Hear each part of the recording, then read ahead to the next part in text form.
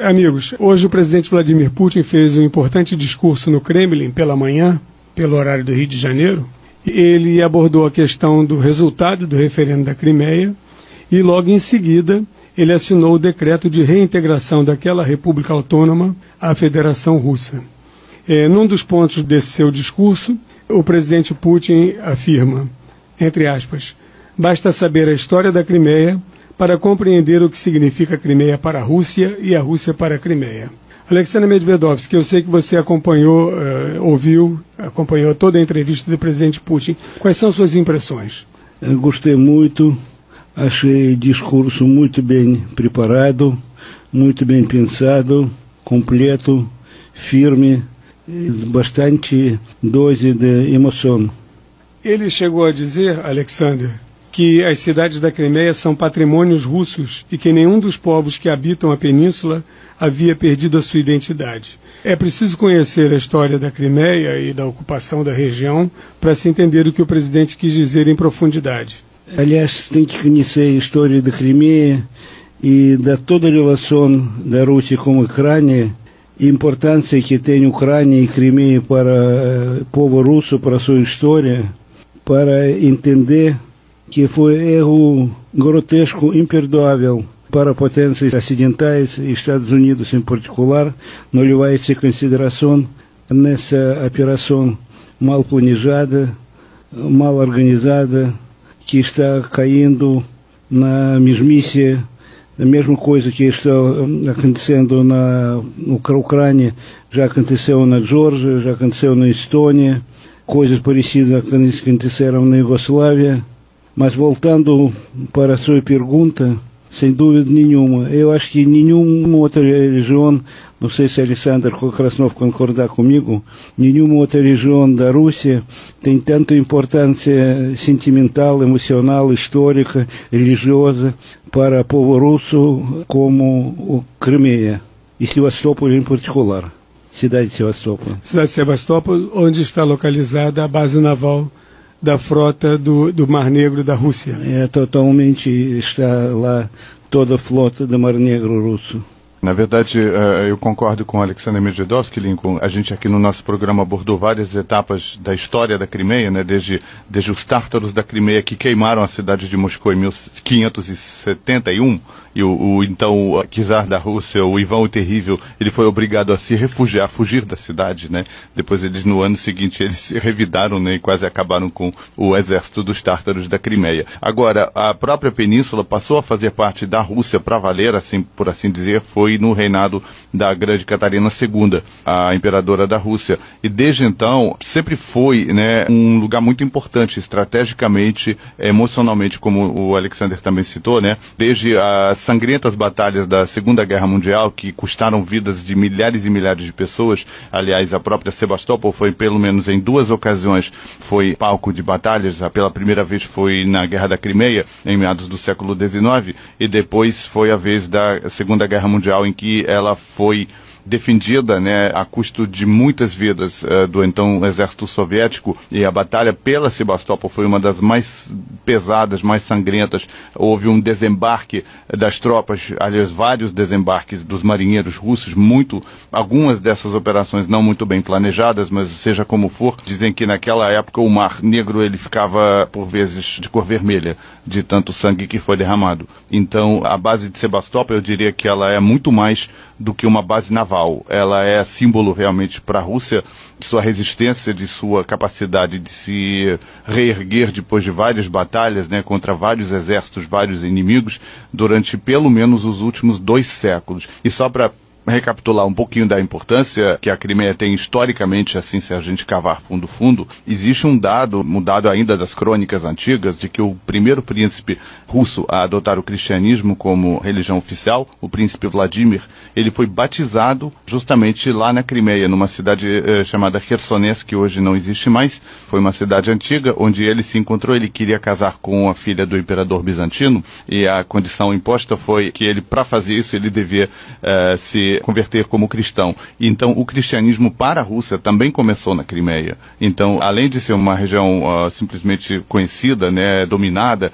para a Rússia, como o Alexander Medvedovsky citou, é uma região muito especial. Uma história muito mais do que centenária. É só para acrescentar um detalhe, para demonstrar a importância emocional da Crimeia e de Sevastopol para os russos, pode dizer que vários ex-militares que conseguiram sobreviver à Segunda Guerra Mundial fixaram sua residência depois da guerra em Sevastopol.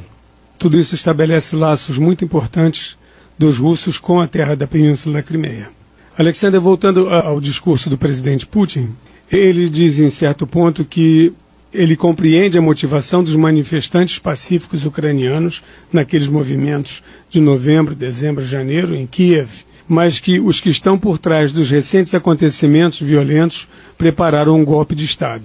Exatamente. A situação foi a seguinte: no dia 21 de fevereiro, o presidente Yanushevich conseguiu fazer acordo com a oposição, praticamente entregando tudo, marcando a data de eleições, entrega de poder, tudo.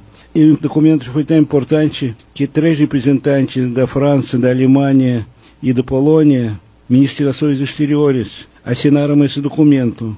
De acordo com o documento, Yanushevich foi obrigado a tirar forças de segurança das cidades. Ele fez isso no dia seguinte, aconteceu um golpe de Estado com apoio, executado pela força da extrema-direita. A partir desse momento, falar da legitimidade ficou impossível, porque além de se instalar e se considerar como governo da União Nacional, que não tinha nenhuma União Nacional, praticamente pessoal da Ucrânia Ocidental, as coisas começaram a correr pelo lado, eu acho que inesperado para ninguém. O pessoal da direita acumulava poder, acumulava carga muito importante, vários arsenais militares foram roubados. Nas mãos da extrema-direita ficou acima de 12 mil unidades, 12 mil armas letais. E está falando que a Igla, com a grande quantidade de Igla, de equipamento já muito mais perigoso. Mísseis Igla. Mísseis Igla também foram roubados. O pessoal da Duma, ou da Rada ucraniana, começou a ser pressionada para tomar decisões de interesse da direita. Surgiu a proposta, que eu acho que foi a última gota na paciência russa, quando tomaram decisão de tirar a língua russa como língua oficial da Ucrânia. Tudo isso criou situação de revolta em todo o país. E interessante que essa revolta, que aconteceu em nas regiões do Oriente, Donetsk, Kharkov e Lugansk, agora está voltando para Kiev.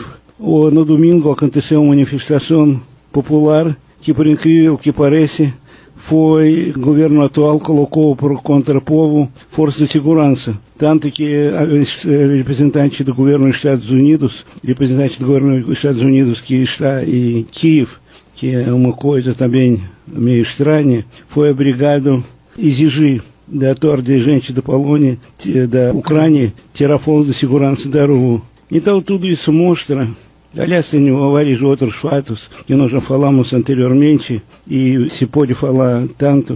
O pessoal que assumiu o poder não tem legitimidade, a coisa está correndo de maneira extremamente desorganizada e, como consequência disso, não tem governo legítimo com quem pode conversar. Aliás, é uma coisa que o presidente Putin reclamou hoje, que não tem parceiros para conversar atualmente.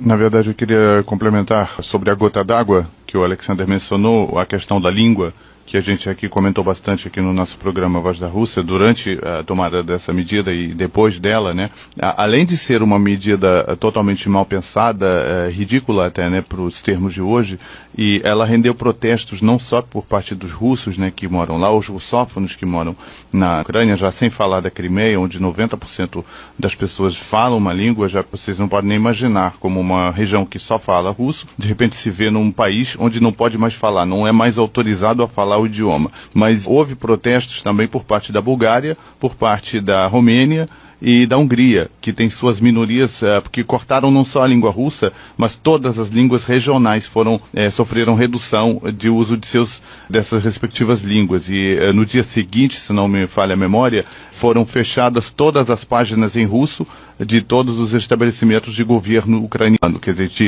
tinha várias delas em duas línguas, ucraniano e russo, aí fecharam. Isso, além de servir de um grande fator, né, provocador para quem quiser sair da própria Ucrânia, ou seja, se provocar esse movimento, isso vai totalmente na contramão da prática usada hoje na própria União Europeia, aonde a Ucrânia tanto aspira, né?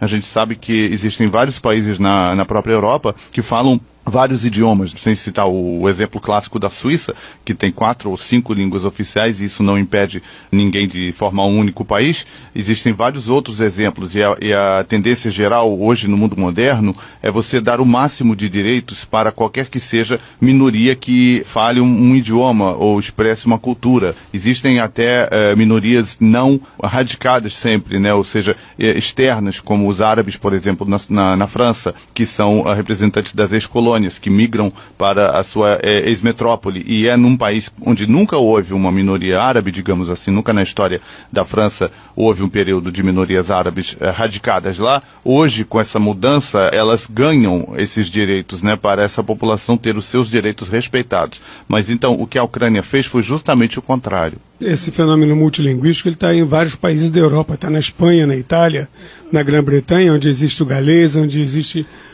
a língua escocesa particular. Mas na Ucrânia tem sabor totalmente diferente, porque 30% da população da Ucrânia são russos. E outros ucranianos, todo mundo fala russo, tem famílias na Rússia, tem casais russo-ucranianos, relação muito mais complexa, e justamente por isso, e por isso também, Putin hoje comentou que a coisas na Crimeia aconteceu de maneira tão rápida, porque podia acontecer qualquer coisa, inclusive todo interesse grande para toda a inteligência da Polônia em relação da NATO, comunidade ucrânia, em relação da comunidade europeia, em relação das alianças militares, podia acontecer qualquer desgraça e Crimeia poderia ser entregue a domínio da flota dos Estados Unidos, por exemplo, como o próprio Putin comentou hoje. É verdade. O presidente Putin, Alexander, também deu uma resposta a quem no Ocidente acusa a Rússia de ter enviado tropas para a Ucrânia e praticado uma agressão.